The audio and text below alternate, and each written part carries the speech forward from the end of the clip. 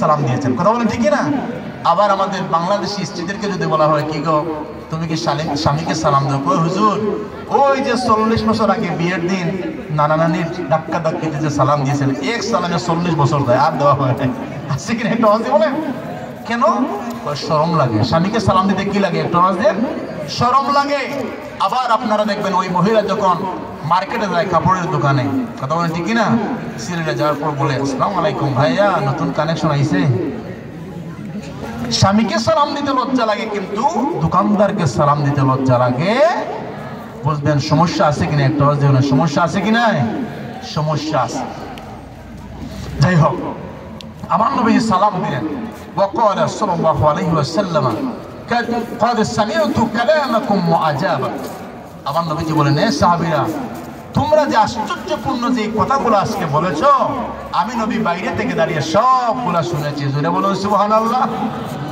আল্লাহর নবী বলেন, সাহাবীরা শোনো, তোমরা বলেছো ইব্রাহিম আলাইহিস সালামকে আল্লাহ পাক খলিল উপাধি দিয়েছেন।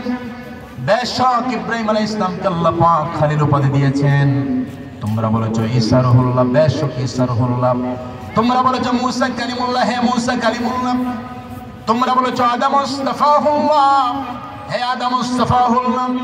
সবগুলা তোমরা সঠিক সঠিক বলেছো। আমি রাসূল বাইরে থেকে দাঁড়িয়ে তোমাদের কথাগুলো শুনেছি রে সাহাবীরা, কিন্তু আমি রাসূলের পরিচয় কি তোমরা জানো? আমার নবীজি বললেন, আলা ওয়া আনা হাবিবুল্লাহ। আল্লাহু আকবার। আমার নবীজি বললেন, সাহাবীরা শুনো, আমার পরিচয় হলো আল্লাহ পাক কাউকে খালিল বানিয়েছেন, কাউকে কালিম বানিয়েছেন, কাউকে রুহুল্লাহ বানিয়েছেন। মহান রব্বুল আলামিন আমাকে যে উপাধি দান করেছেন আমি হলাম আল্লাহর হাবিব, আল্লাহর বন্ধু। জোরে বলুন সুবহানাল্লাহ। এই কথা বলার সঙ্গে সঙ্গে আমার নবীজি আবার বললেন, ওয়ালা ফখরা, এটা নিয়ে আমি রাসূল কোনো অহংকার প্রদর্শন করি না। জোরে বলুন সুবহানাল্লাহ। আমার নবীর জীবনটা এমন ছিল। আরে ভাই, খালিল কাকে বলে আর হাবিব কাকে বলে উলামায়ে কেরাম বুঝবেন। খালিল হচ্ছেন তিনি যিনি রবকে সন্তুষ্ট করার জন্য অগ্নিকুণ্ডের মধ্যে ঢুকে যায়, রবকে সন্তুষ্ট করার জন্য ছোট্ট বাচ্চার স্ত্রীকে রব্বানা ইন্নী আসকানতু মিন যুররিয়াতি বিওয়াদিন গায়রি জি জারইন ইনদা বাইতিকাল মুহাররাম, নিজের স্ত্রী এবং সন্তানকে কাবা শরীফের পাশে রেখে আসে, নিজের সন্তানকে রবের সন্তুষ্টির জন্য কোরবান করে দেয়। হাবিব হচ্ছেন তিনি যাকে আল্লাহ খুশি করতে চান। জোরে বলুন না সুবহানাল্লাহ। খালিল তিনি যে রবকে খুশি করতে চান, আর হাবিব তিনি খুদা